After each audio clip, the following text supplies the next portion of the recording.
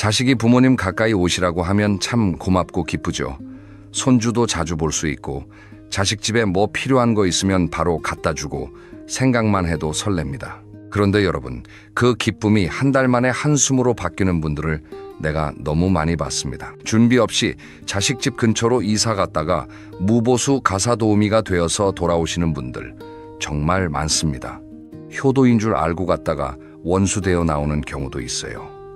오늘은 그런 비극을 막기 위해서 이사 가기 전에 반드시 정해야 할 것들을 말씀드리겠습니다. 먼저 솔직하게 여쭤보겠습니다. 자식이 엄마 아빠 우리 근처로 오세요, 이렇게 말하면 어떤 생각이 드십니까? 대부분 우리 자식이 효자네, 효녀네 하고 기뻐하십니다. 손주 얼굴 자주 보고 자식들 뒷바라지도 하고 가족이 가까이 있으니 얼마나 좋겠어요. 그런데 현실은 다릅니다. 66 세김모 씨의 이야기를 들려드리겠습니다. 딸이 엄마 우리 동네로 오세요. 애 봐주시면 저도 일할 수 있고 엄마도 손주 보면 좋잖아요, 이렇게 말했어요. 김 씨는 너무 좋았습니다. 바로 아파트를 알아보고 이사했어요. 딸네 집에서 걸어서 10분 거리였습니다. 처음 한 달은 정말 행복했대요. 손주가 너무 예뻐서 매일 봐도 안 질렸고 딸도 고맙다고 했습니다. 그런데 문제는 한 달 후부터 시작됐습니다. 딸이 출근할 때 손주를 맡기고 퇴근할 때 데려가는 게 아니라 저녁 먹고 나서 데려갔어요. 엄마, 애 재우고 갈게요, 이러더니 아예 밤 9시, 10시에 데려가는 겁니다. 주말에도 엄마 오늘 친구 만나야 하는데 애 좀 봐주세요, 이러고 명절에도 엄마 우리 시댁 가야 하는데 애 데리고 가면 힘드니까 엄마가 봐주세요, 이랬어요. 김 씨는 1년 만에 탈진했습니다. 허리도 아프고 무릎도 아프고 정신적으로도 너무 힘들었어요. 그래서 딸한테 나도 좀 쉬어야겠다 했더니 딸이 뭐라고 했는지 아십니까? 엄마, 그러시려고 여기 오신 거 아니에요? 김 씨는 그 말에 가슴이 무너졌대요. 내가 육아 도우미로 온 거구나 하고 깨달았답니다. 결국 1년 반 만에 다시 원래 살던 곳으로 이사 갔어요. 딸과는 지금도 사이가 안 좋습니다. 이런 비극이 왜 생길까요? 바로 이사 가기 전에 명확한 합의가 없었기 때문입니다. 언제든지 오세요, 필요할 때 도와드릴게요, 이런 애매한 말로 시작하면 나중에 꼭 문제가 생깁니다. 그럼 구체적으로 뭘 정해야 할까요? 첫 번째, 육아 시간을 정확히 정하셔야 합니다. 이게 제일 중요합니다. 왜냐하면 대부분의 갈등이 여기서 시작하거든요. 필요할 때 언제든 봐주세요, 이 말 절대 하지 마세요. 이건 내 시간은 아예 없다는 말과 똑같습니다. 필요할 때가 언제입니까? 자식들은 매일 필요합니다. 그럼 여러분은 매일 가야 합니다. 그러면 어떻게 해야 할까요? 구체적으로 정하는 겁니다. 예를 들어 월요일, 수요일, 금요일 오전 9시부터 오후 5시까지만 봐줄게, 이렇게 말하는 거예요. 그렇게 딱딱하게 하면 자식이 섭섭해하지 않을까요? 하실 수 있습니다. 근데 여러분, 지금 딱딱하게 정해놓지 않으면 나중에 더 큰 섭섭함이 생깁니다. 차라리 처음부터 명확히 하는 게 서로에게 좋아요. 실제로 73방 모 씨는 이렇게 했습니다. 아들이 아빠 우리 근처로 오세요 했을 때 박 씨가 이렇게 말했어요. 좋다. 근데 나도 내 생활이 있으니까 손주는 화요일, 목요일 오전만 봐줄게. 그리고 오후 5시까지만 가능해. 처음엔 아들이 좀 의아해했대요. 아버지, 왜 그렇게까지 정해요? 근데 박 씨가 설명했습니다. 너희도 편하고 나도 편하려면 이렇게 해야 해. 명확하게 정해놓으면 서로 부담 없잖아. 아들이 이해했습니다. 그리고 그 약속을 지금까지 잘 지키고 있어요. 박 씨는 화, 목 오전에만 손주를 봐주고 나머지 시간은 본인 생활을 합니다. 친구도 만나고 취미 생활도 하고 여행도 갑니다. 그리고 중요한 게 하나 더 있습니다. 바로 육아 퇴근 시간을 정하는 겁니다. 오후 5시까지라고 했으면 5시에 칼퇴근하세요. 조금만 더 봐주지 뭐, 이러면 안 됩니다. 한번 허용하면 계속 늦어집니다. 68 세최 모 씨는 이걸 못 지켜서 고생했습니다. 처음엔 오후 6시까지만 했는데 며느리가 오늘만 조금 늦게 올게요 하더래요. 최 씨가 그래 오늘만 했습니다. 근데 그게 매일이 됐어요. 6시가 7시가 되고 7시가 8시가 됐습니다. 나중엔 저녁 먹고 와서 9시, 10시에 데려가더래요.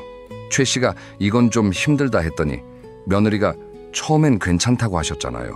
이랬답니다. 그래서 명확한 시간을 정하고 그 시간을 반드시 지켜야 합니다.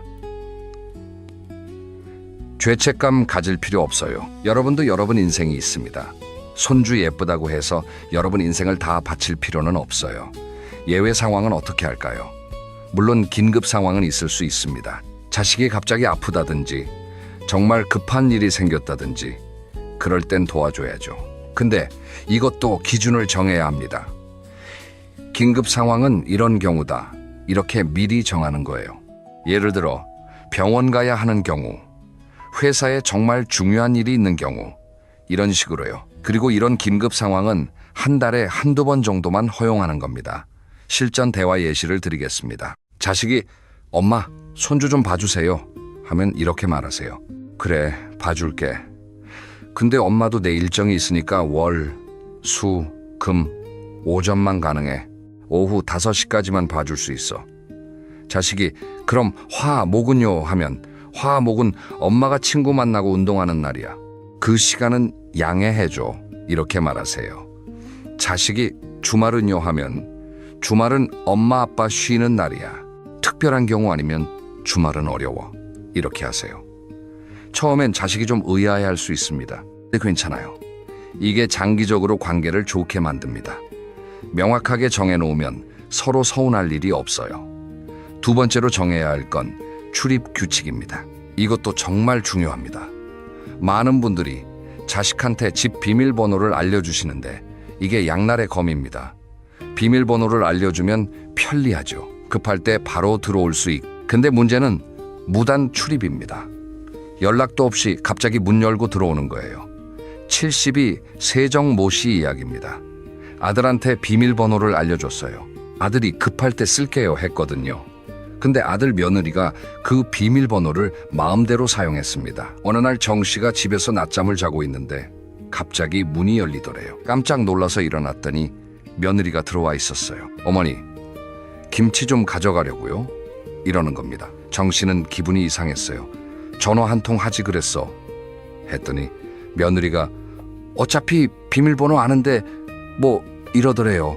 그날부터 정 씨는 집에서도 불안했답니다. 언제 또 들어올까 하는 불안감이 계속 있었대요. 그래서 출입 규칙을 정해야 합니다. 비밀번호는 알려줘도 됩니다. 근데 반드시 사전에 연락하고 들어온다. 이 원칙을 세우는 거예요. 구체적으로 말하면 이렇습니다. 비밀번호는 알려줄게. 근데 들어오기 전에 꼭 전화해줘. 내가 괜찮다고 하면 들어와. 연락 없이 들어오는 건 안 돼. 그리고 역으로 여러분도 자식 집 비밀번호를 알고 있으면 똑같이 하세요. 나도 내 집 함부로 안 갈게. 들어가기 전에 꼭 전화할게.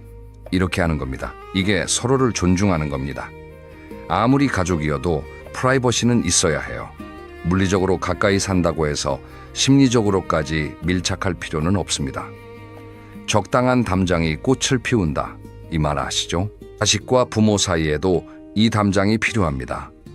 너무 가까우면 오히려 상처만 주고받게 됩니다. 긴급 상황에는 어떻게 할까요? 물론 정말 긴급한 상황에는 연락 없이 들어올 수도 있어야겠죠.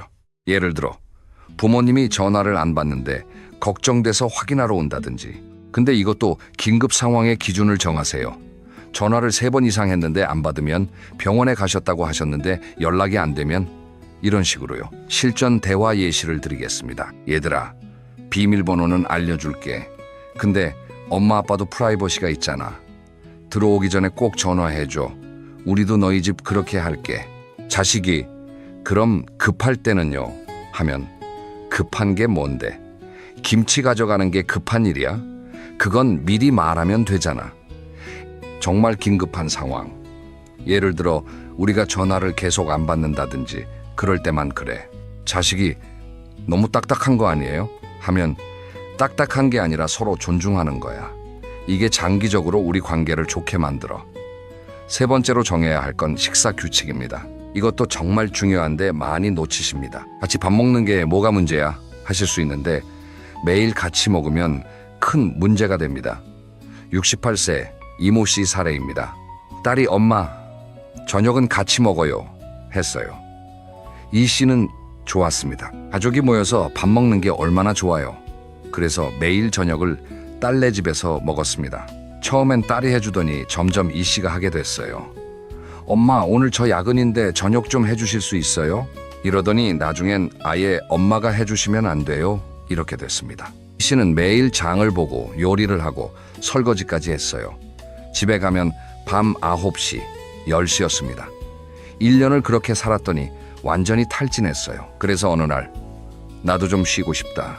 매일 같이 먹는 건 힘들어. 했더니 딸이 섭섭해 하더래요. 엄마가 해주시는 밥이 제일 맛있는데 이러면서요.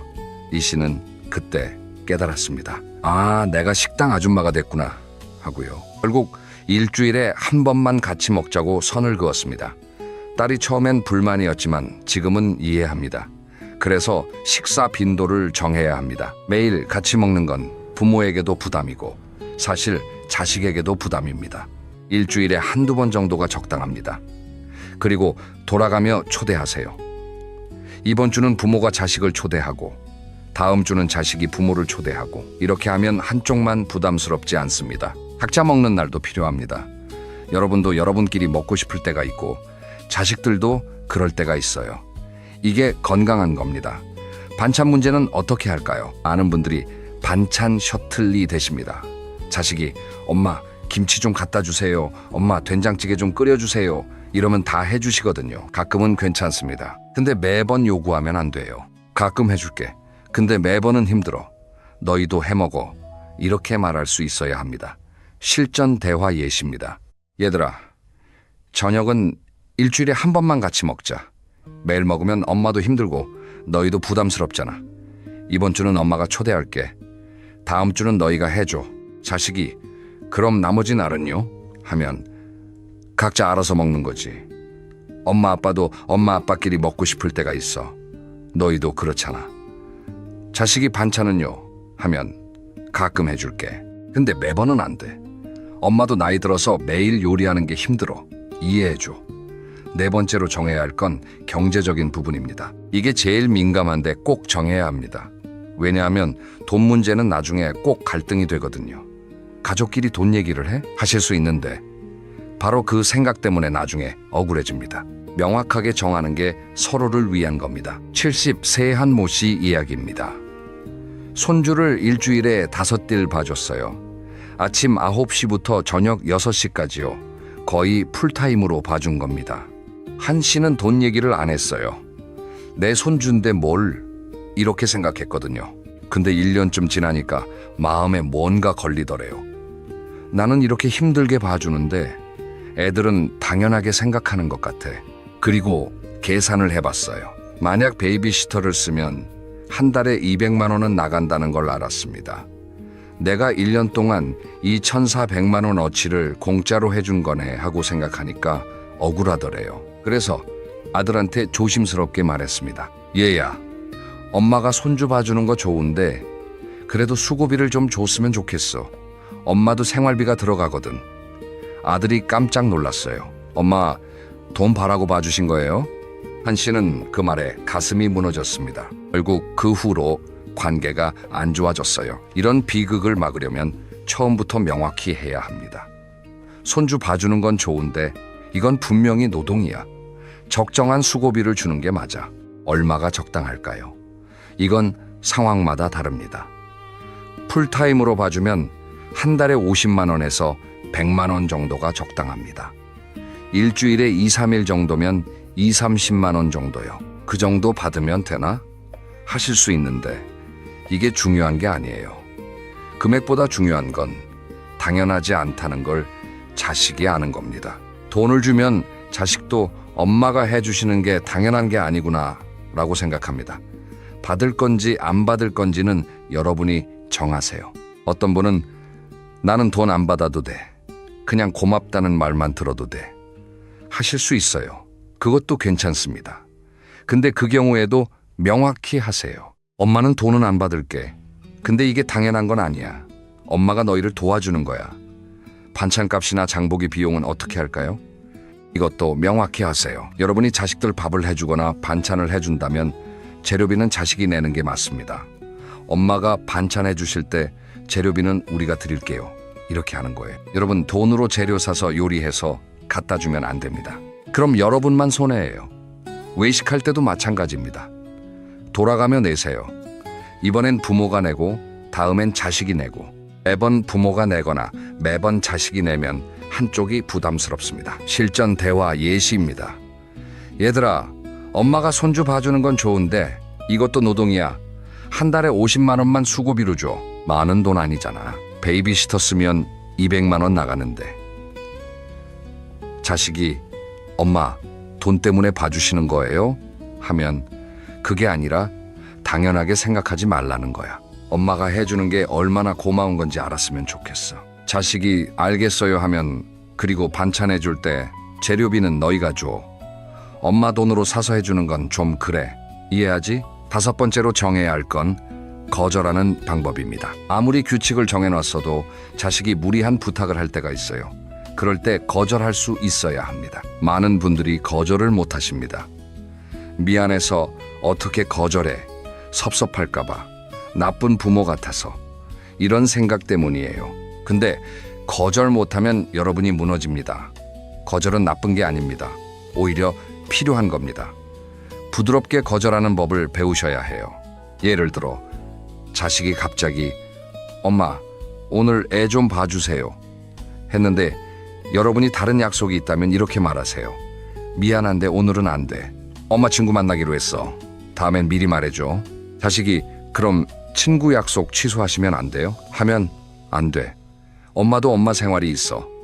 네가 급한 거 알겠는데 엄마 약속도 중요해. 단호하되 따뜻하게 말하는 겁니다. 화내거나 퉁명스럽게 하는 게 아니라 차분하게 이유를 설명하고 거절하는 거예요. 대안을 제시하는 것도 좋습니다. 오늘은 안 되는데 내일이면 돼. 아니면 다른 방법을 찾아봐. 엄마가 할 수 있는 선에서 도와줄게. 실제 상황별로 대응법을 알려드리겠습니다. 자식이 갑자기 엄마 지금 바로 애 좀 봐주세요 하면 지금은 안 돼. 엄마 지금 나가려던 참이야. 급한 거 알겠는데 다른 방법 찾아봐. 자식이 무리한 심부름을 요구하면 그건 엄마가 하기 힘들어. 네가 직접 하거나 다른 사람한테 부탁해봐. 자식이 과도하게 간섭하면 엄마, 일은 엄마가 알아서 할게. 걱정해줘서 고맙긴 한데 간섭은 하지 마. 거절 후에 죄책감 느끼지 마세요. 여러분은 나쁜 부모가 아닙니다. 오히려 건강한 경계를 지키는 현명한 부모입니다. 거절을 하면 처음엔 자식이 섭섭해할 수 있어요. 근데 시간이 지나면 오히려 존중하게 됩니다.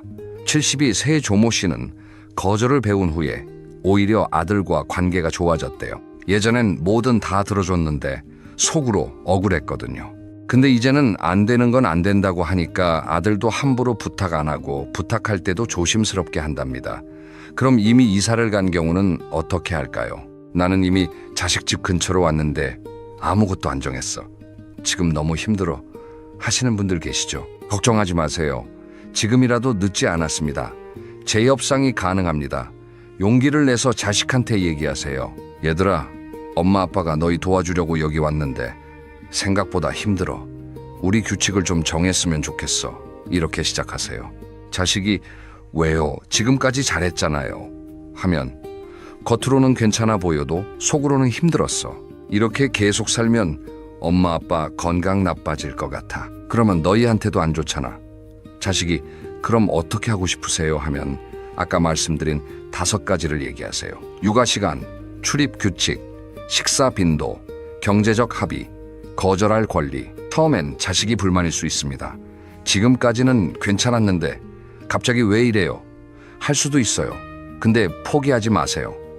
여러분의 건강과 행복이 달린 문제입니다. 실제로 많은 분들이 재협상에 성공했습니다. 중요한 건 용기입니다. 이렇게 살면 안 된다는 걸 인정하고 변화를 요구하는 용기요. 최악의 경우는 뭘까요? 자식이 계속 안 들어주고 관계가 더 나빠지면 어떡할까요? 그럼 다시 이사 가는 것도 방법입니다. 뭐 다시 이사를 가? 하실 수 있는데 여러분, 행복이 우선입니다. 다시 가까이 산다고 해서 불행해지면 뭐 합니까? 차라리 떨어져 사는 게 낫습니다. 거리를 두면 오히려 관계가 좋아질 수도 있어요. 너무 가까이 있어서 문제였는데 적당한 거리를 두니까 서로 그리워하고 존중하게 되는 경우도 많습니다. 오늘 말씀드린 내용 정리하겠습니다. 자식 집 근처로 이사 가기 전에 반드시 정해야 할 5가지. 첫째, 육아 시간을 명확히 정하세요. 필요할 때 언제든 이 말 하지 마시고 요일과 시간을 구체적으로 정하세요. 둘째, 출입 규칙을 정하세요. 비밀번호를 알려줘도 되지만 반드시 사전에 연락하고 들어오도록 하세요. 셋째, 식사 빈도를 정하세요. 매일 같이 먹지 말고 일주일에 한두 번 정도만 같이 드세요. 넷째, 경제적인 부분을 명확히 하세요. 육아, 수고비, 반찬값, 외식비 등을 미리 정하세요. 다섯째, 거절하는 법을 배우세요. 안 되는 건 안 된다고 부드럽게 말할 수 있어야 합니다. 이 5가지만 지켜도 자식과 가까이 살면서도 행복할 수 있습니다. 가까이 사는 목적은 자식의 뒷바라지가 아니라 적당한 거리에서 서로의 안부를 묻는 행복이어야 합니다. 자식과 부모 사이에도 적당한 담장이 있어야 꽃이 핍니다. 너무 가까우면 서로 상처만 주고받게 됩니다. 적당한 거리를 유지하면서 서로를 존중하는 관계, 그게 진짜 좋은 관계입니다. 이미 자식 집 근처에 살면서 힘드신 분들, 지금이라도 늦지 않았습니다. 용기 내서 자식한테 얘기하세요. 여러분의 행복이 제일 중요합니다. 이사 가실 계획이신 분들, 꼭 오늘 말씀드린 5가지를 미리 정하고 가세요. 나중에 후회하지 마시고요. 댓글로 여러분의 경험을 나눠주세요. 이미 자식 집 근처에 사시는 분들, 어떤 점이 가장 힘드신가요? 이사 가실 계획이신 분들, 어떤 게 가장 걱정되시나요? 함께 지혜를 모아봅시다. 여러분 모두 자식과 좋은 관계 유지하시면서 행복한 노후 보내시길 바랍니다. 감사합니다. 한 가지 여쭤보겠습니다. 70평생을 살아오면서 오로지 나만을 위해 보낸 하루가 며칠이나 되시나요?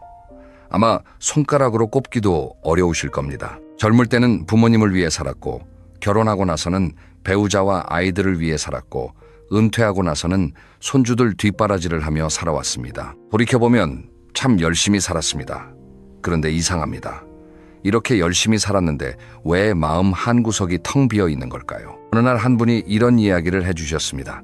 올해 72이 된 남성분이었습니다. 평생 건설 현장에서 일하며 가족을 먹여 살렸고 자식 셋을 모두 대학까지 보냈습니다. 은퇴하고 나니 집에는 아내와 단둘이 남았습니다. 처음엔 좋았습니다. 드디어 쉴 수 있다, 편하게 살 수 있다 생각했습니다. 그런데 3개월쯤 지나자 이상한 감정이 찾아왔습니다. 아침에 눈을 뜨면 할 일이 없었습니다. 거실 소파에 앉아 텔레비전을 틀어도 뭘 봐야 할지 모르겠고, 아내는 자기만의 생활이 있었습니다. 친구들 모임, 교회 봉사, 문화센터 수업, 아내는 바쁘게 살고 있었는데 정작 자신은 집 안에서 유령처럼 떠돌고 있었습니다. 어느 저녁, 식탁에 마주 앉아 밥을 먹는데 아내가 물었습니다. 오늘 뭐 했어요? 그 질문에 그분은 아무 말도 하지 못했습니다. 뭘 했는지 기억이 나지 않았기 때문입니다. 텔레비전을 봤고, 낮잠을 잤고, 또 텔레비전을 봤습니다. 그게 하루의 전부였습니다. 그날 밤 잠자리에 누워서 천장을 바라보며 이런 생각이 들었다고 합니다. 나는 살아있는 건가? 그냥 숨만 쉬고 있는 건가? 이 이야기를 듣고 가슴이 먹먹해지셨다면 아마 비슷한 감정을 느껴보신 적이 있으실 겁니다. 그런데 여기서 놀라운 사실 하나를 말씀드리겠습니다. 최근 여러 나라의 연구를 종합해보면 자기 스스로 선택해서 혼자 사는 노년층이 가족과 함께 사는 노년층보다 우울감이 낮고 삶의 만족도가 높은 경우가 적지 않다고 합니다. 물론 모든 분이 다 그렇다는 뜻은 아닙니다. 하지만 적어도 이것만은 분명합니다. 혼자 사는 것 자체가 불행은 아니라는 것, 그리고 함께 사는 것 자체가 행복을 보장하지도 않는다는 것. 오늘 이야기를 끝까지 들으시면 어쩌면 남은 인생의 지도가 완전히 달라질 수 있습니다. 혼자 산다는 것이 왜 두려움이 아니라 자유가 될 수 있는지, 그리고 그 자유를 어떻게 단단하게 세울 수 있는지 1시간 동안 천천히 함께 걸어보겠습니다. 중간에 놓치시면 아까우니 편안하게 자리 잡고 들어주세요. 우리 사회에는 오래된 믿음 하나가 있습니다. 나이 들면 자식과 함께 살아야 한다는 믿음입니다. 효도의 기본은 모시는 것이고 부모가 혼자 산다는 건 자식이 불효한 것이라는 생각. 이 믿음은 참 뿌리가 깊습니다. 어린 시절부터 우리는 그렇게 배웠습니다. 텔레비전 드라마에서도 효자는 늘 부모님을 모시고 사는 사람이었고 불효자는 부모를 홀로 두는 사람이었습니다. 명절마다 뉴스에서는 혼자 계신 어르신들의 쓸쓸한 모습을 비추며 보는 사람들의 마음을 아프게 했습니다. 그런데 한번 가만히 생각해 보겠습니다. 자식과 함께 사는 노년이 정말 행복할까요? 물론 행복한 경우도 있습니다. 서로 존중하고 배려하며 즐겁게 사는 가정도 분명히 있습니다. 하지만 현실은 그렇게 단순하지 않은 경우가 더 많습니다. 한 분의 이야기를 더 들려드리겠습니다. 68세 남성분입니다. 이분은 아내가 먼저 세상을 떠난 뒤 큰아들 집에서 함께 살게 되었습니다.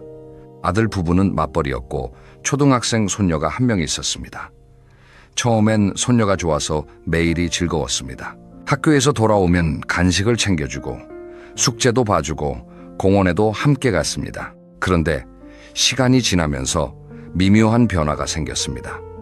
아들이 퇴근하고 돌아오면 거실에서 텔레비전을 보고 있는 아버지를 보며 한숨을 쉬었습니다. 대놓고 뭐라 하지는 않았지만 그 한숨 속에 담긴 뜻을 모를 리가 없었습니다. 며느리도 마찬가지였습니다. 표면적으로는 잘 해줬지만 냉장고에서 뭘 꺼내 먹으려 하면 슬쩍 눈치를 줬습니다. 아버님, 그거 손녀 간식이에요. 이런 말이 한두 번 쌓이면 사람은 움츠러듭니다. 내가 뭘 먹어도 되는 건지, 텔레비전을 봐도 되는 건지, 이 집에서 내가 있어도 되는 건지, 그런 생각이 꼬리를 물기 시작합니다. 가장 힘들었던 건 밤이었습니다. 아들 부부가 안방에서 이야기하는 소리가 벽 너머로 희미하게 들렸습니다. 내용은 정확히 안 들렸지만 가끔 아버지라는 단어가 섞여 나왔습니다. 자기에 대한 이야기를 하고 있다는 걸 본능적으로 알았습니다. 그날부터 그분은 밤마다 이불을 뒤집어 쓰고 소리 없이 울었다고 합니다. 내가 짐이 되고 있구나. 이 한 문장이 가슴에 모처럼 박혔습니다. 이런 이야기를 들으면 가슴이 아픕니다. 그리고 동시에 의문이 생깁니다. 왜 가족인데 이렇게 되는 걸까? 답은 의외로 간단합니다. 사랑과 동거는 별개의 문제이기 때문입니다. 가족이라고 해서 반드시 같은 지붕 아래 살아야 하는 것은 아닙니다. 오히려 적당한 거리가 있을 때 서로를 더 소중하게 여기게 됩니다. 생각해 보시면 금방 알 수 있습니다. 멀리 사는 자식에게 전화가 오면 반갑습니다. 일부러 시간 내서 찾아오면 고맙습니다. 같이 밥 먹으면 맛있습니다. 그런데 매일 얼굴을 맞대고 살면 어떻습니까? 작은 습관 차이가 신경에 거슬리고 사소한 말 한마디에 서운함이 쌓이고 한쪽은 참고 한쪽은 모르는 채 시간이 흘러갑니다. 사랑하는 사이일수록 거리가 필요합니다. 이것은 냉정한 말이 아니라 오히려 지혜로운 말입니다. 여기서 잠깐 재밌는 비유 하나를 해보겠습니다. 고슴도치를 아시지요? 추운 겨울에 고슴도치들이 서로 따뜻하게 지내려고 모여듭니다. 그런데 너무 가까이 붙으면 서로의 가시에 찔립니다. 아프니까 떨어집니다. 그러면 또 춥습니다. 다시 모입니다. 또 찔립니다. 이걸 반복하다 보면 결국 적당한 거리를 찾게 됩니다. 서로 찔리지 않으면서도 온기는 나눌 수 있는 딱 그 거리. 독일의 철학자 쇼펜하우어가 했던 이야기입니다. 사람 사이의 관계도 마찬가지입니다. 나이가 들면 이 적당한 거리를 찾는 것이 관계를 살리는 열쇠가 됩니다. 그런데 우리 사회는 이 거리를 허락하지 않았습니다. 부모와 자식은 가까이 있어야 한다. 떨어져 살면 불효다. 이런 시선이 거리를 두려는 사람을 죄인처럼 만들었습니다. 그래서 많은 어르신들이 불편함을 참으며 함께 살았고 많은 자녀들도 부담을 안으며 모시고 살았습니다. 양쪽 모두 힘든데 아무도 먼저 말을 꺼내지 못했습니다. 효도라는 이름이 너무 무거웠기 때문입니다. 하지만 이제는 달라져야 합니다. 진짜 효도가 무엇인지 다시 생각해 볼 때가 되었습니다. 함께 사는 것이 효도일까요? 아니면 부모가 행복하게 살 수 있도록 돕는 것이 효도일까요? 만약 부모님이 혼자 사시면서 더 건강하고 더 밝고 더 당당하게 살 수 있다면 그것을 응원해 주는 것이야말로 진짜 효도가 아닐까요? 앞서 이야기한 68세 남성분, 그분에게도 변화의 순간이 찾아왔습니다. 그 이야기는 잠시 뒤에 이어서 들려드리겠습니다. 지금부터는 먼저 혼자 있다는 것과 외롭다는 것이 어떻게 다른지 이 중요한 차이를 함께 살펴보겠습니다. 이걸 제대로 이해하시면 혼자 사는 것에 대한 두려움이 상당히 줄어드실 겁니다. 우리는 혼자 있으면 외롭다고 생각합니다. 너무 당연한 것 같지요? 그런데 잠깐만 돌이켜보시면 꼭 그렇지만은 않다는 걸 아실 수 있습니다. 혹시 이런 경험 있으신가요? 명절날 온 가족이 모여 앉아 있는데 웃음소리가 가득한데 정작 내 마음은 어딘가 멀리 있는 듯한 느낌. 다들 이야기꽃을 피우고 있는데 나만 그 대화에 끼지 못하는 것 같은 느낌. 몸은 사람들 한가운데 있지만 마음은 혼자 섬에 서 있는 것 같은 그런 순간. 이것이 바로 사람들 속에서 느끼는 외로움입니다. 그리고 이 외로움이 혼자 있을 때 느끼는 외로움보다 훨씬 더 쓰리고 아픕니다. 반대의 경우도 있습니다. 이른 아침 조용한 방에서 혼자 눈을 뜹니다. 창문 밖으로 새소리가 들립니다. 천천히 일어나 물을 한 잔 마시고 좋아하는 차를 끓입니다. 아무도 없는 부엌에서 찻잔을 양손으로 감싸며 창밖을 바라봅니다. 조용합니다. 하지만 외롭지 않습니다. 오히려 마음이 가득 차 있습니다. 이것이 고요한 충만함입니다. 그러니까 핵심은 이겁니다. 혼자 있다는 건 내 곁에 사람이 없다는 물리적인 상태일 뿐입니다. 외로움은 내 마음이 어디에도 닿지 못한다고 느끼는 심리적인 상태입니다. 이 둘은 전혀 다른 차원의 이야기입니다. 사람이 10명 옆에 있어도 마음이 닿지 않으면 외롭고, 혼자 있어도 나 자신과 편안하게 연결되어 있으면 전혀 외롭지 않습니다. 영어에는 이 차이를 구분하는 두 개의 단어가 있습니다. loneliness, 그러니까 외로움이라는 단어와 solitude, 고독이라는 단어입니다. 외로움은 원치 않는 분리에서 오는 고통입니다. 반면 고독은 스스로 선택한 혼자만의 시간에서 오는 평화입니다. 같은 혼자인 상태인데 그것이 내 선택이냐 아니냐에 따라 느낌이 완전히 달라지는 것입니다. 이걸 우리 일상에 대입해 보겠습니다. 자식이 바빠서 연락이 안 오고, 친구들도 하나둘 멀어지고, 어쩔 수 없이 혼자 남겨진 느낌. 이것은 외로움입니다. 하지만 스스로 선택해서 내 공간에서 내 시간을 누리며 원할 때 사람을 만나고 쉬고 싶을 때 쉬는 삶. 이것은 고독입니다. 그리고 이 고독은 사실 아주 귀한 선물입니다. 생각해 보시면 젊을 때는 이 고독을 누릴 여유가 없었습니다. 아이들이 울고 회사에서 전화가 오고 주말에도 이것저것 해야 할 일이 산더미였습니다. 혼자만의 시간이라는 건 꿈도 못 꿨습니다. 화장실에서 잠깐 문을 닫고 숨을 돌리는 것, 그게 유일한 나만의 시간이었던 분도 계실 겁니다. 그런데 이제는 다릅니다. 아이들은 다 컸고 직장일은 끝났고 드디어 나에게 시간이 생겼습니다. 이 시간을 외로움으로 채울 것인가, 고독이라는 선물로 채울 것인가, 이것이 노년의 행복을 결정짓는 가장 큰 갈림길입니다. 북유럽 나라들, 특히 덴마크나 스웨덴 같은 나라에서는 오래전부터 노년의 독거 생활이 아주 자연스러운 문화로 자리 잡았습니다. 자식이 불효해서가 아닙니다. 사회 전체가 개인의 독립성과 자율성을 존중하는 문화이기 때문입니다. 그 나라에서는 부모가 혼자 산다고 해서 자식을 탓하지 않습니다. 오히려 부모가 스스로 건강하게 자기 삶을 꾸려나가는 것을 대견하게 여깁니다. 물론 한국과 북유럽은 문화가 다르고 복지 시스템도 다릅니다. 단순 비교는 어렵습니다. 하지만 여기서 배울 수 있는 핵심은 분명합니다. 혼자 사는 것이 불쌍한 일이 아니라 존엄한 선택이 될 수 있다는 관점. 이 관점 하나가 삶의 질을 완전히 바꿉니다. 여기서 심리학의 중요한 이론 하나를 쉽게 풀어드리겠습니다. 자기결정 이론이라는 것이 있습니다. 미국의 심리학자 두 분이 만든 이론인데요. 사람이 행복하려면 세 가지가 필요하다고 말합니다. 첫째, 자율성. 내가 내 행동을 스스로 결정할 수 있다는 느낌입니다. 둘째, 유능감. 내가 뭔가를 할 수 있다는 느낌입니다. 셋째, 관계성. 누군가와 의미 있게 연결되어 있다는 느낌입니다. 이 세 가지를 노년의 삶에 대입해보면 아주 흥미로운 그림이 나옵니다.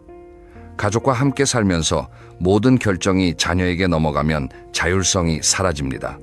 뭘 해도 위험하다, 그냥 쉬어라, 이런 말을 반복해서 들으면 유능감이 무너집니다. 가족이 바로 옆에 있지만 내 이야기를 들어주지 않으면 관계성도 약해집니다.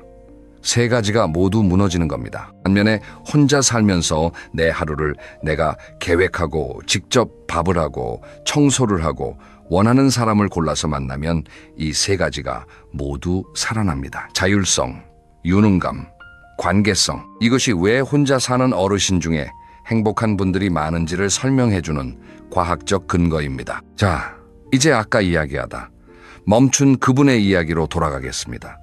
아들 집에서 함께 살며 매일 밤 이불 속에서 울던 68 세 남성분. 그분에게 변화가 찾아온 건 아주 사소한 계기에서였습니다. 어느 날 그분은 오래간만에 옛 직장 동료를 만났습니다.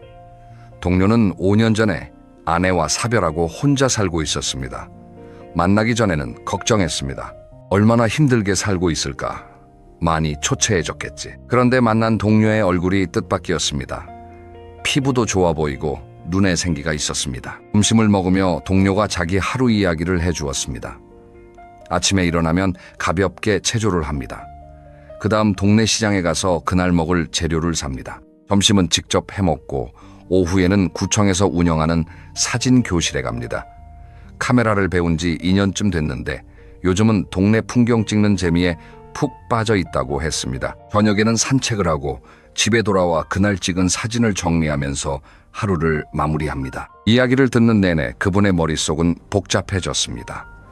같은 나이, 비슷한 처지인데 이 사람은 왜 이렇게 살아있고 나는 왜 이렇게 죽어있는 걸까? 집으로 돌아오는 버스 안에서 창밖을 멍하니 바라보다가 문득 이런 생각이 들었다고 합니다. 나도 저렇게 나도 저렇게 살 수 있지 않을까? 그날 밤부터 그분은 진지하게 고민하기 시작했습니다. 그리고 2달 뒤 아들에게 말했습니다. 나 혼자 살아보려고 한다. 아들은 놀랐습니다. 아버지, 갑자기 무슨 말씀이세요? 저희가 뭘 잘못했나요? 그분은 고개를 저었습니다. 아니다. 너희가 잘못한 것은 하나도 없다. 다만 나도 내 삶을 한번 살아보고 싶다. 아들은 쉽게 납득하지 못했습니다. 아버지가 혼자 사시면 세상 사람들이 뭐라 하겠어요? 자식이 부모를 내쫓았다고 할 거잖아요. 그분은 웃으며 대답했습니다. 남들이 뭐라 하든 내가 행복하면 되는 거 아니겠나. 결국 그분은 집에서 버스로 20분 거리에 있는 작은 아파트를 얻었습니다. 방 하나에 부엌 하나, 작은 베란다가 있는 소박한 집이었습니다. 이사한 첫날 빈 방에 들어서서 불을 켜고 가만히 서서 주위를 둘러보았습니다. 가구도 별로 없고 아직 짐도 다 풀지 못했지만 가슴속에서 묘한 감정이 올라왔습니다. 그분은 그 감정을 이렇게 표현했습니다. 숨이 쉬어졌다. 몇 년 만에 처음으로 숨이 제대로 쉬어졌다. 처음 일주일은 쉽지 않았습니다. 밤에 혼자 있으니 집이 무섭도록 조용했고 밥을 차려 먹는 것도 서툴렀습니다. 라면만 3일 연속 끓여 먹었다고 합니다. 하지만 신기한 것은 그 불편함 속에서도 마음은 점점 가벼워지고 있었다는 것입니다. 아무도 자기를 눈치 보지 않았습니다. 텔레비전을 밤늦게까지 봐도 아침에 늦잠을 자도 냉장고에서 아무거나 꺼내 먹어도 아무런 문제가 없었습니다. 그 사소한 자유가 오랫동안 억눌려 있던 마음을 조금씩 풀어주었습니다. 이 주가 지나자 그분은 조금씩 생활 리듬을 만들기 시작했습니다. 아침에 일어나면 동네 공원을 한 바퀴 걸었습니다. 처음에는 30분도 버거웠지만 매일 하다 보니 어느새 45분, 1시간까지 걸을 수 있게 되었습니다. 시장에 가서 장을 보는 것도 즐거움이 되었습니다. 평생 시장이라는 곳에 가본 적이 거의 없던 분이었습니다. 늘 아내가 해주는 밥을 먹었고 아들 집에서는 며느리가 차려준 밥을 먹었습니다. 그런데 이제 직접 재료를 고르고 서툴지만 직접 요리를 하면서 생전 처음 느끼는 감정이 있었습니다. 내가 나를 먹여 살리고 있다는 감각. 그것은 단순한 요리 실력의 문제가 아니었습니다. 내가 아직 쓸모 있는 사람이라는 존재의 확인이었습니다. 3개월 뒤 그분은 아들 가족과 일요일마다 만나 점심을 함께 먹기 시작했습니다. 놀라운 변화가 있었습니다. 함께 살 때는 서먹하고 불편했던 식사 시간이 이제는 서로 반가워하고 즐거운 시간이 되었습니다. 아들이 말했습니다. 아버지, 요즘 얼굴이 좋아지셨어요. 손녀도 할아버지에게 더 다정해졌습니다. 떨어져 사니까 만날 때마다 특별한 느낌이 드는 것이었습니다. 거리가 생기니 오히려 따뜻함이 커졌습니다. 이분의 이야기에서 우리가 배울 수 있는 것은 분명합니다. 혼자 산다는 것은 가족을 버리는 것이 아닙니다. 오히려 관계를 더 건강하게 만드는 방법이 될 수 있습니다. 매일 부딪히며 상처를 주고받는 것보다 적당한 거리에서 서로를 그리워하고 존중하는 것이 더 아름다운 관계입니다. 자, 그러면 이제 한 가지 궁금증이 생기실 겁니다. 감정적으로는 이해가 된다. 혼자 살면 마음이 편해질 수 있다는 것. 하지만 건강은 어떻습니까? 나이가 들면 몸이 약해지는데 혼자 살면 건강이 더 나빠지지 않을까? 이게 많은 분들이 가장 걱정하시는 부분일 겁니다. 그런데 여기서 또 한 번 우리의 상식을 뒤집는 이야기가 시작됩니다. 상식적으로 생각하면 가족이 옆에 있어야 건강을 더 잘 챙길 수 있을 것 같습니다. 약 먹을 시간을 알려주고 병원에 함께 가주고 영양 균형 맞춘 밥을 차려주고 물론 그런 도움이 중요한 경우도 있습니다. 하지만 의학계에서 주목하는 것은 조금 다른 부분입니다. 우리 몸에는 스트레스 호르몬이라고 불리는 물질이 있습니다. 코르티솔이라는 이름인데요. 이 호르몬은 위급한 상황에서 몸을 보호하기 위해 분비됩니다. 문제는 이 호르몬이 만성적으로 높은 수준을 유지할 때입니다. 매일매일 스트레스를 받으면 코르티솔이 계속 높은 상태로 유지되고 그러면 혈압이 올라가고 면역력이 떨어지고 잠을 못 자게 되고 소화도 안 되고 우울감도 깊어집니다. 가족과 함께 살면서 매일 눈치를 보고 내 의견이 무시되고 작은 갈등이 반복되면 어떻게 될까요? 바로 이 만성 스트레스 상태에 빠집니다. 몸이 쉴 틈이 없습니다. 겉으로는 편안해 보이지만 속에서는 계속 긴장하고 있는 것입니다. 그래서 가족과 함께 사는 어르신 중에 원인 모를 두통, 소화, 불량, 불면증을 호소하시는 분들이 많습니다. 병원에 가면 특별한 이상은 없다고 합니다. 그런데 몸은 계속 안 좋습니다. 이것은 마음이 몸에 보내는 신호입니다. 반면에 혼자 살면서 자기 리듬대로 생활하면 어떤 일이 벌어질까요? 눈치 볼 사람이 없으니 긴장이 줄어듭니다. 코르티솔 수치가 낮아지고 밤에 잠이 잘 옵니다. 수면의 질이 좋아지면 면역력이 회복됩니다. 혈압도 안정됩니다.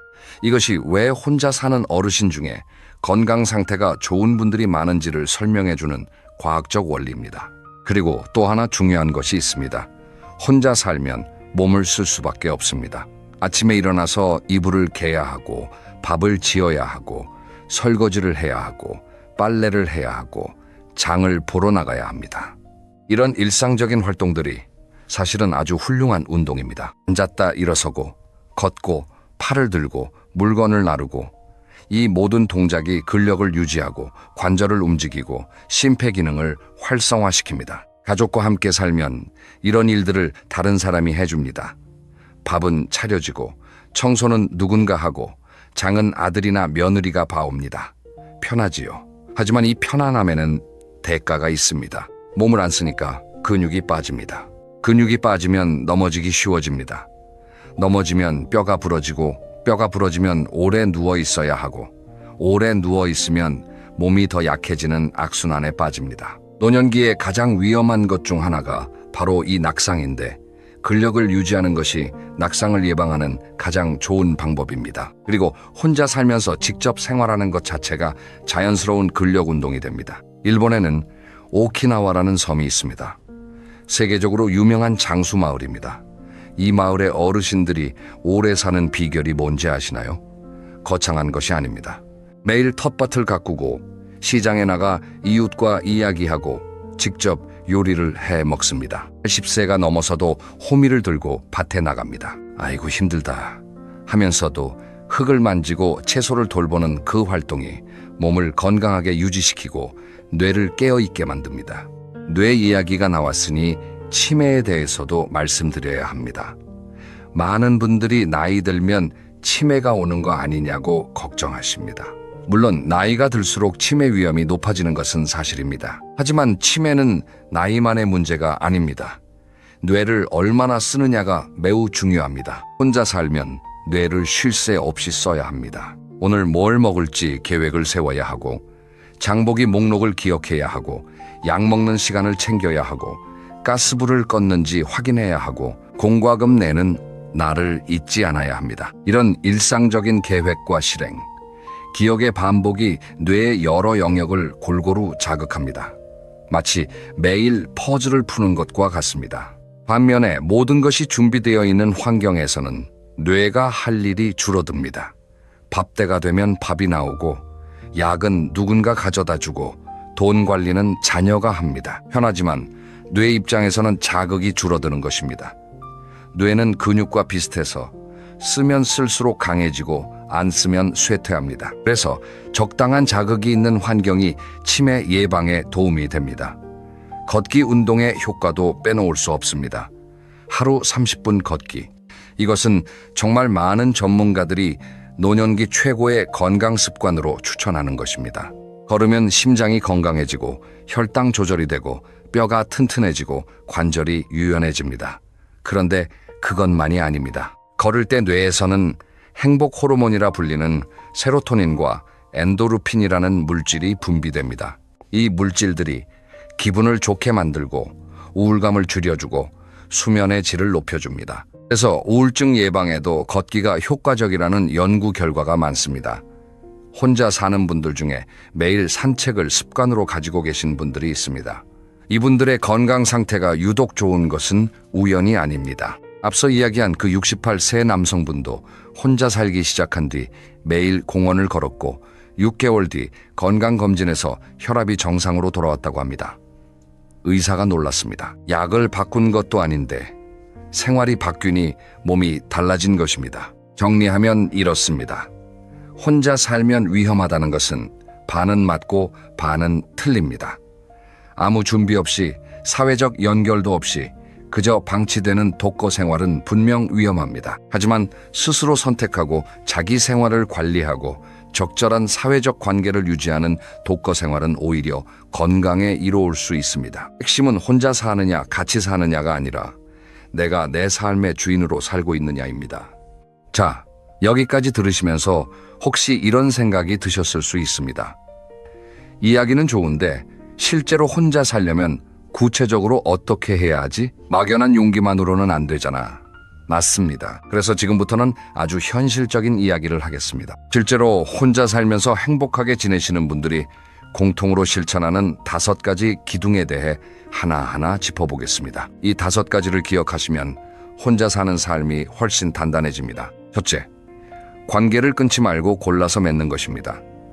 혼자 산다고 해서 세상과 담을 쌓으라는 뜻이 아닙니다. 오히려 반대입니다. 혼자 살수록 관계가 더 중요합니다. 다만 차이가 있습니다. 함께 살 때는 관계가 의무처럼 따라붙습니다. 하지만 혼자 살면 관계를 선택할 수 있습니다. 만나고 싶은 사람을 만나고 쉬고 싶을 때는 쉽니다. 이 선택권이 관계의 질을 높여줍니다. 가족과의 관계도 마찬가지입니다. 매일 부딪히며 서운함을 쌓는 것보다 일주일에 한 번 만나서 맛있는 것 먹고 웃으며 헤어지는 게 훨씬 건강합니다. 전화 한 통, 짧은 영상 통화 한 번이면 충분합니다. 안부를 묻고 건강을 확인하고 사랑한다는 말 한마디, 그것만으로도 마음은 따뜻해집니다. 가족 외에도 관계를 넓힐 곳은 많습니다. 동네 복지관, 경로당, 문화센터, 종교 모임, 이런 곳에서 만나는 또래 친구들은 특별한 위로가 됩니다. 왜냐하면 비슷한 나이대에 비슷한 고민을 가진 사람들이기 때문입니다. 나만 이렇게 힘든 게 아니었구나. 이 느낌이 큰 힘이 됩니다. 공원에서 매일 만나는 산책 친구, 복지관 서예 교실에서 함께 붓을 잡는 친구, 시장에서 얼굴을 아는 가게 주인, 이런 작은 연결들이 모여서 그물처럼 나를 지탱해 줍니다. 한 가지 더 말씀드리고 싶은 게 있습니다. 관계에서 가장 중요한 것은 수가 아니라 깊이입니다. 친구가 100명일 필요는 없습니다. 정말 마음을 터놓을 수 있는 사람이 2~3명만 있으면 충분합니다. 아플 때 전화할 수 있는 사람, 속상할 때 만나서 이야기할 수 있는 사람, 아무 말 없이 옆에 앉아 있기만 해도 편한 사람. 그런 사람이 있다면 혼자 살아도 전혀 외롭지 않습니다. 둘째, 하루에 최소 한 번은 밖으로 나가는 루틴을 만드는 것입니다. 이게 왜 중요하냐면 혼자 살면 집 안에만 머물기가 너무 쉽기 때문입니다. 특히 날씨가 춥거나 몸이 조금 안 좋거나 귀찮을 때는 하루 종일 집에서 나가지 않게 됩니다. 하루가 이틀이 되고 이틀이 일주일이 되면 세상과의 연결이 끊어지기 시작합니다. 그러면 외로움이 밀려옵니다. 그래서 이유를 만들어서라도 밖으로 나가는 것이 중요합니다. 꼭 거창한 일이 아니어도 됩니다. 아침에 공원 한 바퀴 걷기, 동네 슈퍼에 가서 우유 한 팩 사오기, 도서관에서 신문 읽기, 카페에서 커피 한 잔 마시기, 이런 작은 외출이 하루를 살아있게 만듭니다. 밖에 나가면 바람을 느끼고 햇볕을 쬐고 사람들의 움직임을 봅니다. 그것만으로도 기분이 달라집니다. 특히 추천드리는 것은 정해진 시간에 정해진 곳에 가는 것입니다. 매일 아침 9시에 공원에 간다든지 매주 화요일과 목요일은 복지관 수업에 간다든지 이렇게 루틴을 만들면 두 가지 좋은 점이 있습니다. 하나는 생활에 리듬이 생겨서 하루하루가 허전하지 않다는 것이고, 다른 하나는 같은 시간에 같은 곳에서 반복적으로 만나는 사람들과 자연스럽게 인사하게 된다는 것입니다. 오늘도 오셨네요. 이 한마디가 얼마나 큰 위로가 되는지 모릅니다. 셋째, 몸을 챙기는 것입니다. 혼자 살면 건강이 곧 독립의 기반입니다. 몸이 무너지면 혼자 사는 생활 자체가 어려워집니다. 그래서 건강 관리가 무엇보다 중요합니다. 가장 먼저 걷기입니다. 이미 앞에서 말씀드렸지만 다시 한번 강조합니다. 하루 30분 걷기. 이것 하나만 꾸준히 해도 몸이 달라집니다. 처음부터 30분이 어려우면 15분부터 시작하세요. 일주일에 5일만 해도 충분합니다. 중요한 건 꾸준함입니다. 다음으로 식사입니다. 혼자 살면 밥을 대충 먹기가 쉽습니다. 국 하나에 밥 한 공기 아니면 빵 한 조각으로 때우는 분들이 많습니다. 하지만 노년기에 가장 주의해야 할 것이 영양 부족, 특히 단백질 부족입니다. 단백질이 부족하면 근육이 줄어들고, 근육이 줄면 넘어지기 쉽고 면역력도 약해집니다. 매끼 화려하게 차릴 필요는 없습니다. 하지만 달걀 한두 개, 두부 한 모, 생선 한 토막, 이런 것들을 매일 조금씩이라도 드시는 것이 중요합니다. 국을 끓일 때 두부를 넣고 반찬으로 달걀 부침을 하나 해두면 그것만으로도 단백질 섭취가 크게 나아집니다. 그리고 물을 충분히 마시는 것도 잊지 마셔야 합니다. 나이가 들면 갈증을 덜 느끼게 됩니다. 그래서 목이 마르지 않아도 의식적으로 물을 마셔야 합니다. 하루에 6잔에서 8잔 정도면 적당합니다. 정기적인 건강검진도 빠뜨리면 안 됩니다. 1년에 한 번은 기본 건강검진을 받으시고 혈압과 혈당은 집에서도 수시로 확인하시는 것이 좋습니다. 요즘은 가정용 혈압계도 저렴하고 사용법도 간단합니다. 드시는 약이 있으시면 약 복용 알림을 휴대폰에 설정해 두는 것도 좋은 방법입니다. 넷째, 돈을 관리하는 것입니다. 이 부분은 현실적이지만 피할 수 없는 이야기입니다. 혼자 살면 모든 지출을 스스로 감당해야 합니다. 그래서 내 형편에 맞는 예산을 세우는 것이 매우 중요합니다. 한 가지 좋은 방법을 알려드리겠습니다. 매달 들어오는 돈을 셋으로 나누는 것입니다. 80%는 생활비로 씁니다. 월세나 관리비, 식비, 교통비, 병원비 등 꼭 필요한 지출입니다. 10%는 비상금으로 모아둡니다. 갑자기 병원에 가야 할 때 예상치 못한 지출이 생길 때를 위한 안전 자금입니다. 그리고 나머지 10%는 즐거움을 위해 씁니다. 이게 중요합니다. 노년에도 즐거움은 반드시 필요합니다. 맛있는 것 한 끼 사 먹기, 친구와 차 한 잔 마시기, 가까운 곳으로 당일 여행 가기, 이런 작은 즐거움이 삶을 버티게 하는 힘이 됩니다. 돈과 관련해서 한 가지 더 말씀드리겠습니다. 자녀에게 무리하게 용돈을 주시는 분들이 계십니다.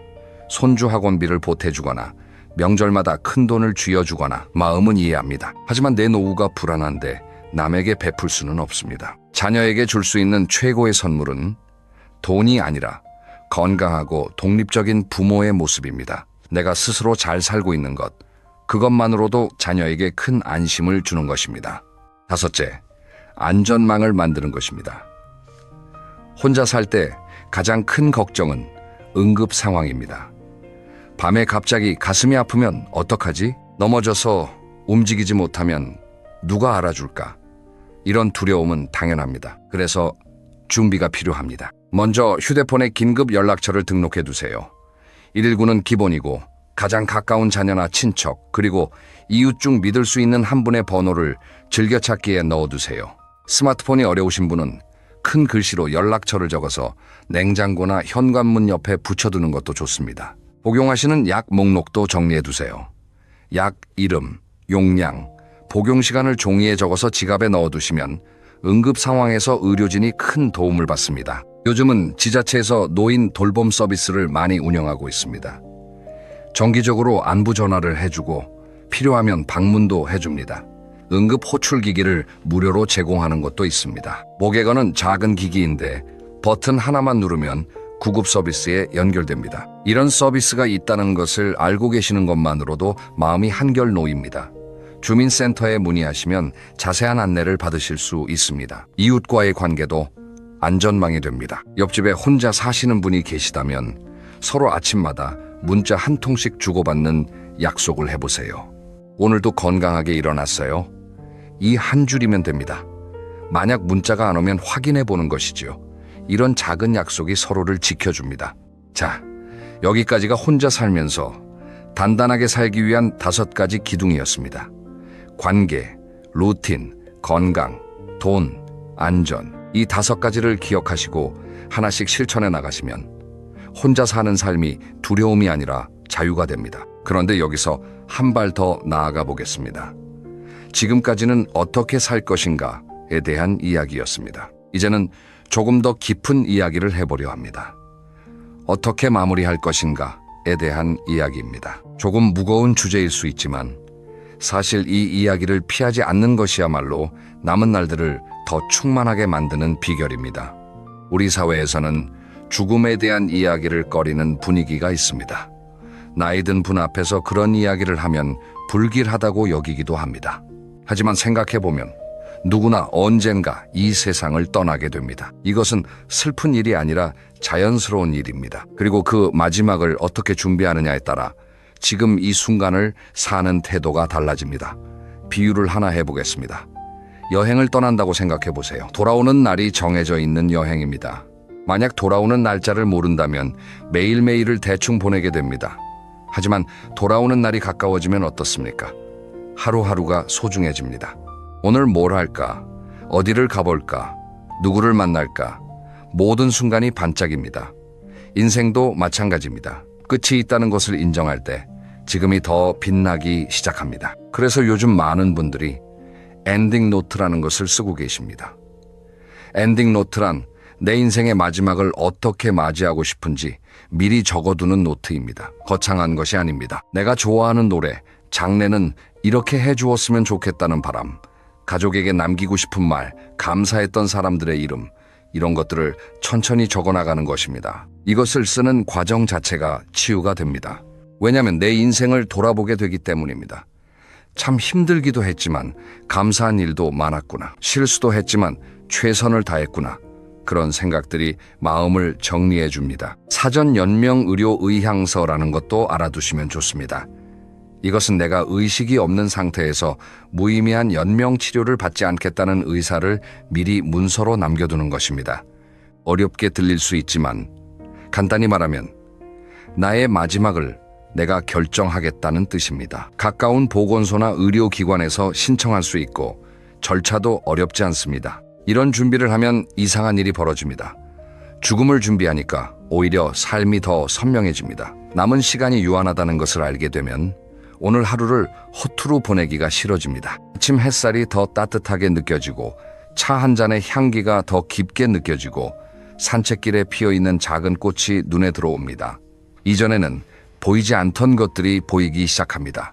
잘 늙는다는 것, 잘 마무리한다는 것은 결국 마지막 순간까지 나답게 사는 것입니다. 누군가의 짐이 되어 끌려가는 것이 아니라 내가 내 이야기의 마지막 문장을 쓰는 것, 그것이 존엄한 마무리입니다. 혼자 산다는 선택은 이 존엄을 지키기 위한 출발점이기도 합니다. 이제 오늘 이야기를 마무리하겠습니다. 1시간 가까이 긴 이야기를 함께 해주셨습니다. 마지막으로 오늘의 핵심을 짧게 정리해드리겠습니다. 하나, 혼자 사는 것은 버림받음이 아니라 선택입니다. 그리고 그 선택은 나의 존엄과 자유를 지키는 용기 있는 결단입니다. 둘, 외로움은 혼자 있어서 생기는 것이 아니라 마음이 닿을 곳을 잃었을 때 생기는 것입니다. 관계를 끊지 말고 골라서 맺으세요. 양보다 깊이가 중요합니다. 셋, 혼자 살면서 건강하게 지내는 것은 충분히 가능합니다. 하루 30분 걷기, 단백질 챙겨 먹기, 밖으로 나가기, 이 3가지만 꾸준히 해도 몸과 마음이 달라집니다. 오늘부터 작은 것 하나만 실천해 보시면 어떨까요? 오늘 저녁 나를 위한 밥 한 끼를 정성껏 차려보시는 겁니다. 화려할 필요 없습니다. 따뜻한 밥에 된장찌개 한 그릇, 달걀 부침 하나면 충분합니다. 하지만 그 밥을 차리면서 이렇게 생각해 보시는 겁니다.